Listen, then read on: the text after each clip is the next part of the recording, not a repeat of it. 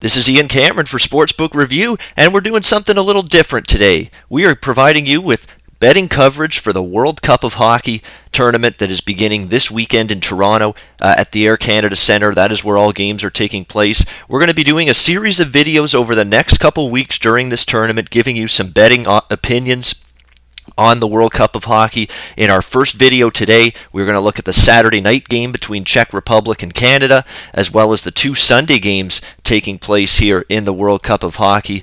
We've got Russia taking on Sweden, followed by Finland and North America. We're going to talk about all three of those games. Let's get it started with the Czech Republic and Canada.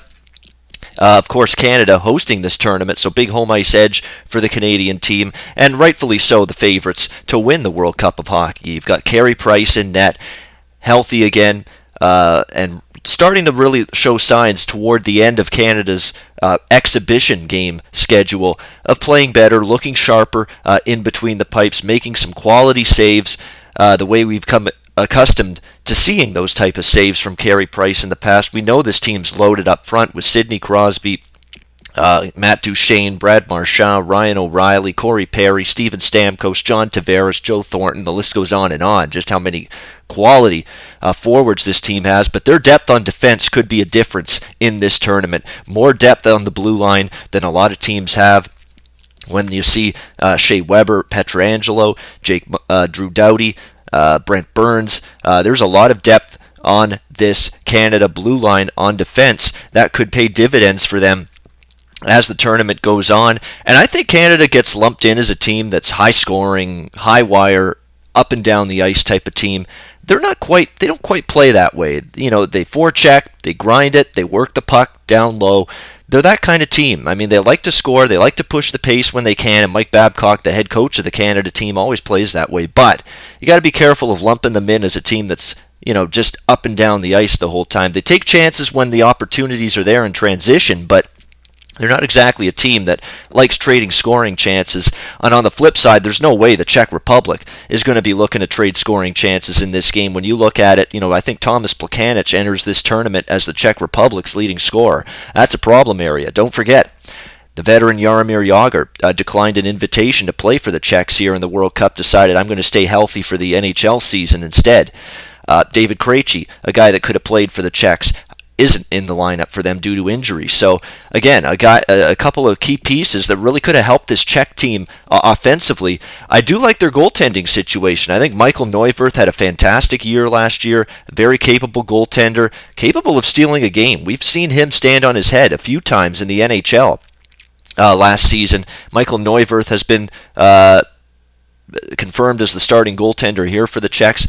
We're going to use Bookmaker Chris, by the way, for the lines and opinions that I'm giving out here in these World Cup videos. You're going to want to pay attention to which books have which lines, because there's going to be some major variance between books with the lines you'll see. You could see totals and sides, the prices be a little bit different. You could see totals, half a goal or even a full goal difference in totals here in the World Cup between different sports books. So you're going to want to be careful to shop around, make sure you get the best of the number. We're going to use Bookmaker/Chris for our lines that we unveil here throughout these World Cup of Hockey videos. I'm going to lean to this game staying under the total of 6. You can get 6 minus 120 at Bookmaker Chris with the under in this game. You got two pretty good goalies. Again, Canada doesn't exactly love pushing the pace. Czechs aren't going to be able to trade goals, I think, with a lot of teams in this tournament, certainly not Canada. So they're going to want to play a very tight, conservative style of play, defense first. So I think I'll lean to that game going under Czech Republic, Canada on Saturday night. All right, let's take a look at the two Sunday games, Sweden and Russia. Russia's got all the firepower in the world. There's no doubt they could score goals with the best of them. Just an absolutely loaded team offensively.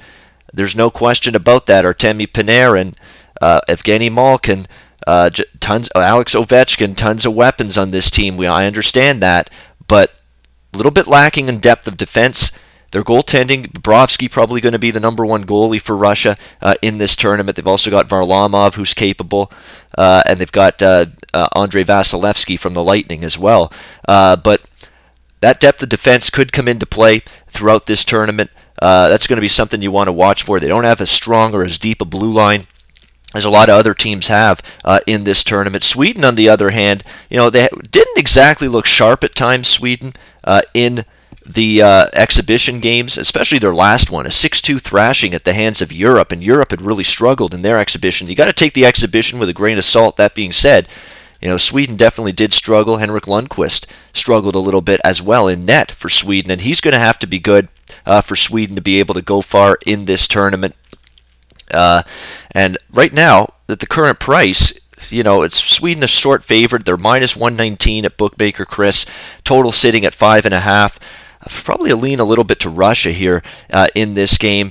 Again, their depth on defense, it could become an issue throughout the tournament, especially if they're playing 2 games in 3 days or 2 games in 2 days, back-to-back games. First game may not matter as much because most of these players should be pretty fresh, but Sweden didn't exactly end the exhibition schedule on a high note, and that concerns me. So maybe a little bit of value on Russia, around minus 101 is what you can get with them at bookmaker/Chris against Sweden on Sunday. And the second of 2 games on Sunday, September 18, North America taking on Finland.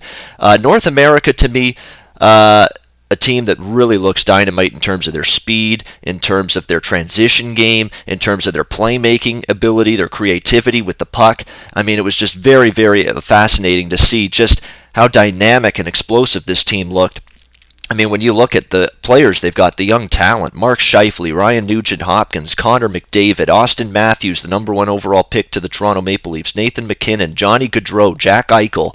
It is a really scary, talented, young team. Remember, this North American team is under 24 years old players from Canada and the United States on this North American roster. They look like they're going to be able to score goals in bunches in this tournament. The question is, can they prevent goals against in this tournament? Their defensive play is obviously the major concern with this North American team, and they'll be tested here by Finland. Finland does perennially have very good goaltending. We know that about these Finnish teams. Tuukka Rask and Pekka Rinne expected to be their 1A, 1B goalies for Finland in this tournament, so it'll be interesting to see if those 2 guys can play well.